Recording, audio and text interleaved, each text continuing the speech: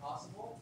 Some injuries, they would knock you out of the marathon, will knock you out of cross training, but by and large, most injuries, any of the tibial stress injuries, stress fractures, a lot of tendonitis kind of problems, even if we're working on fixing that injury, you make sure you're keeping your body fit. So there's water running, biking, strength training. Those are all things you can do to keep your cardiac fitness going while you're healing that particular injury that you might have.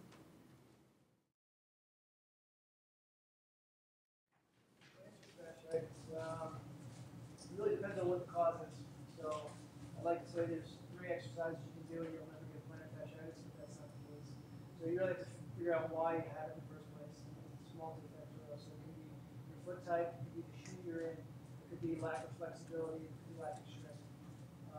So you should go see a physician, see a physical therapist, and we'll get the bottom of that.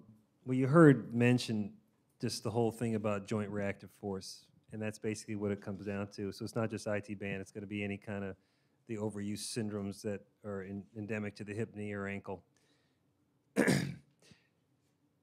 Using Central Park as an example, everyone likes to run the park drive because all the other runners are running the park drive. It's fun.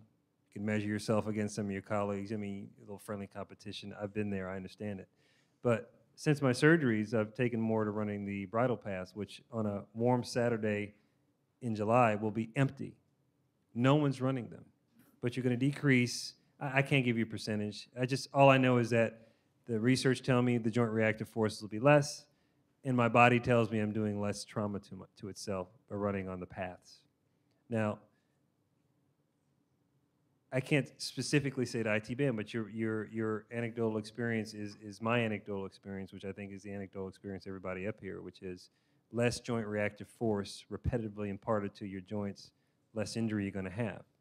So you keep in mind what Polly put up at the end with regards to the whole 3-day running, because it allows you recovery time, and thus you're going to be exposing your joints to less force, and then also doing activities in the interim that are not going to, again, in all likelihood, cause you injury. So you're just living exactly what it is that we've been talking about.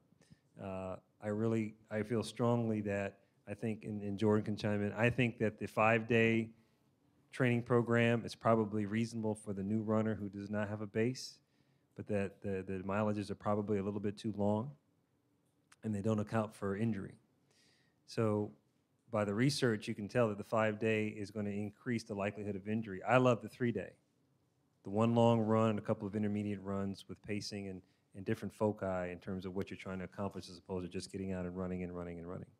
So anybody else want to comment on that? Yeah, my only, and actually I'm curious to hear Rob's thought on this too. I think that's exactly correct. The only person I think that there is such a thing as too soft. So sometimes I see people that come in, that go, they're out in Long Island or wherever they want to go running on the beach, and they come in with a lot of hip problems. And I think the bridle path is for the most part, except over by the west side where it gets really soft going up that one hill, which is kind of just after Harlem Hill. I don't know if that has a name, but that next hill, it gets real soft over there, and that's one area where I try and actually stay to the side because I think you can get in a surface that's too soft, and so generally I think the bridle path is a good area because it's flat and it's not crowned and it's kind of soft, but it's not too soft. But there is such a thing as too soft. And then I think there are some people, I'm curious to hear Rob's thoughts on this, where I think they're mechanically so challenged, even if we get them in the right kind of running shoe. No one's talked about orthotics. Just to comment on that, I think we've come a long way with the over-the-counter $25 orthotics, Superfeet, Power Steps, et cetera. For those who need orthotics to start with, I think those are a really good starting place. But even if you get yourself, mechanically very sound, some people, the mechanics of their running isn't perfect. And I think running on a softer surface seems to be problematic for them, especially where they're not quite strong enough, because the surface tends to give way, I think. And it seems in some of my patients, I have them actually start harder until they're strong enough. I don't know if you've had any experience with that or thoughts on that. Yeah, so running on, as you said, a surface that is too soft can be problematic as well. I have patients who go away on vacation, run on the beach, and come back with all kinds of issues. So that can definitely be problematic. Now, the question is, with IT band, do they do better on a hard surface? Is that the question? Some of the muscle problems around the hip, does softer mean better for them? I would say generally yes. Yes, it's more forgiving. So if you can decrease those impact loads, you're going to have less traumatic loads going through the joints of someone who maybe is incapable of really dissipating those loads as well. So they get stronger, they fix they get in the right shoe or and so on. So someone who's having trouble dissipating those loads, that's going to give them a little more play. It's going to give them a little more leeway. And if you look at a lot of the elite runners, they rarely train on hard surfaces. So the guys that are running 100 miles a week, they're training on soft surfaces. And again, that's just decrease impact loads, and you're going to be hurt less.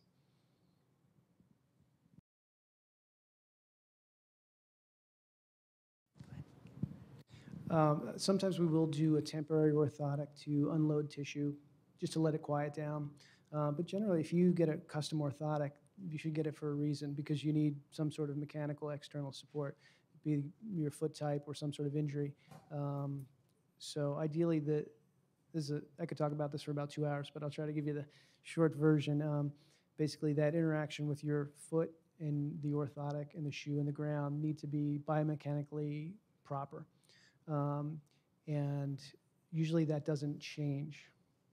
So I think getting out of an orthotic is probably difficult. And if you're talking about like barefoot running, trying to train the muscles of the foot to be able to do what the orthotic would do, I don't think that's been very successful. So some of these shoes, like the Nike Free, that people try to run in, gives us a lot of business because people end up getting injured. Or even the Newton running shoes, where you have very little support and very little cushion, they tend to end up in our offices.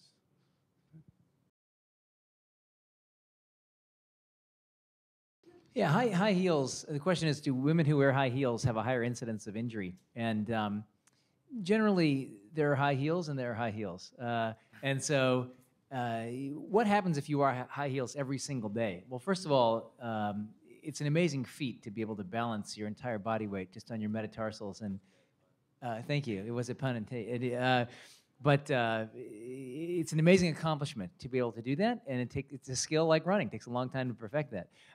What happens to your body is that if you're kind of in this plantar flexion position over time every single day, that muscle that basically hooks into the Achilles tendon, the gastrocnemius and the soleus, the calf muscles, will chronically shorten over time. And so people who do that and then jump out and run and then go back in their high heels and then run, if they live their entire lives, between those two positions, they'll end up sometimes with Achilles problems. And the problem is they get Achilles tendonitis, and it feels better when they put their heels on because it keeps it relatively shorter.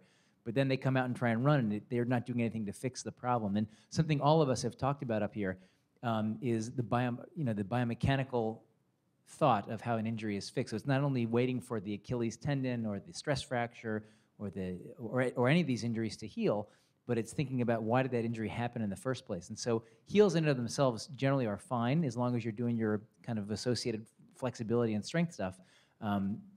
But if you're not doing that, it certainly does predispose you, particularly to, I think, some Achilles problems, has been my thought.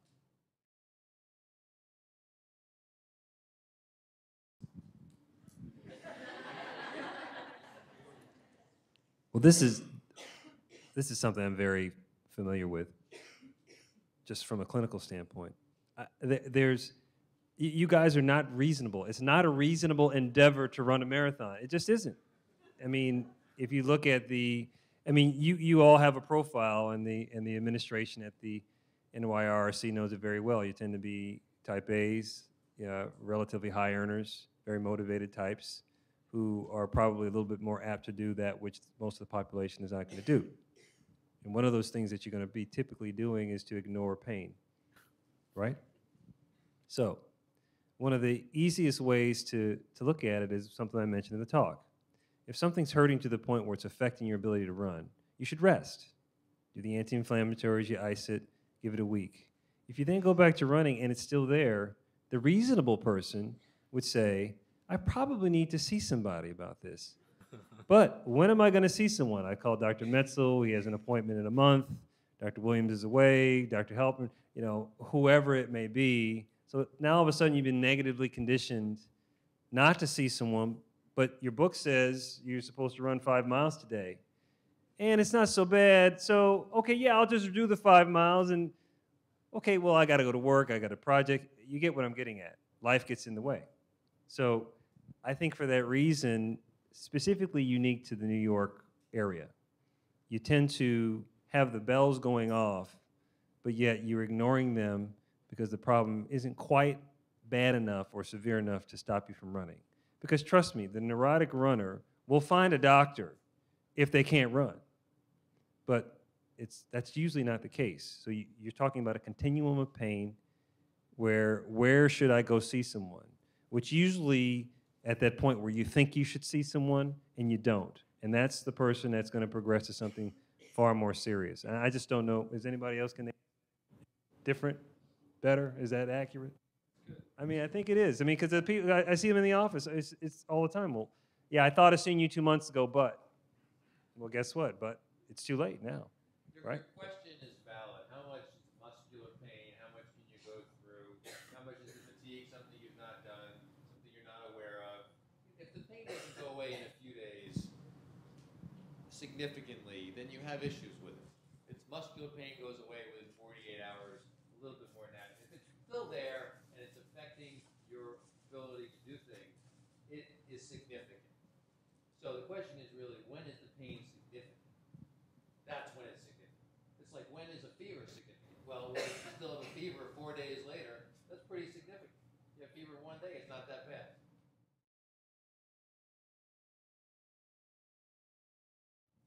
Yeah, well, I think what you're speaking to is intensity of effort, right? You're someone who's going out and just kind of taking a relaxed run versus, you know, someone who's running as fast as they possibly can every time they go out. Is that what you're getting at? Yeah.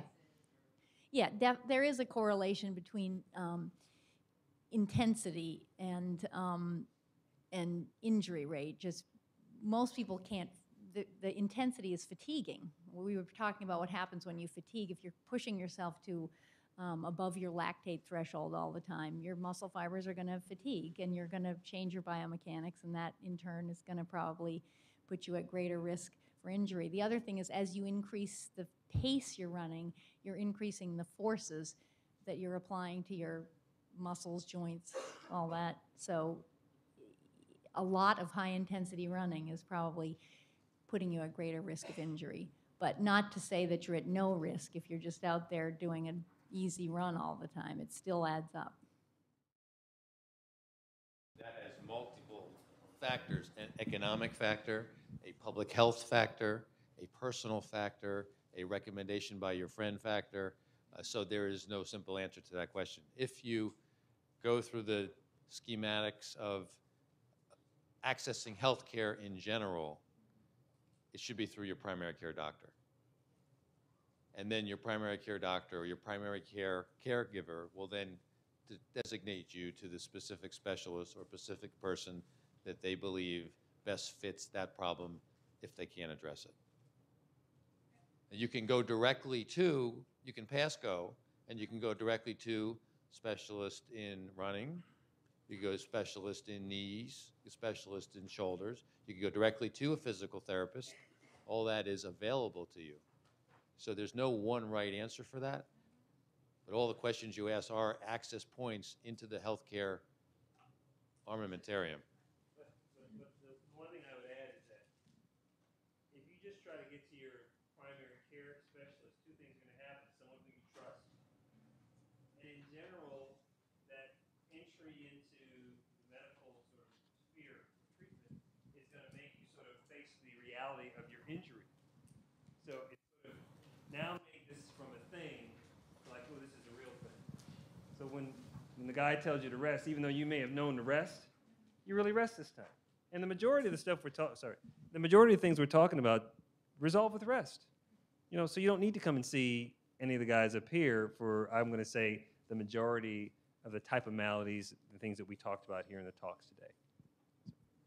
Last two sentences on that, and this will be a good way to finish, and that is that I think, you know, all of the things you've heard tonight are kind of the evolution of sports medicine, because for a long time, you know, in every population, kid athletes, adult athletes, senior athletes, the advice was, you know, stay off it till it gets better. But, you know, things like strength training, you know, physiologic conditioning, injury recognition early, all these kind of things, different things we do, all kinds of stuff we do, have really represented the shift in sports medicine and the growth of sports medicine from stay off until it gets better to how do I recognize this problem, how do I fix this problem, and how do I prevent this problem from going forward? And I think that's the benefit.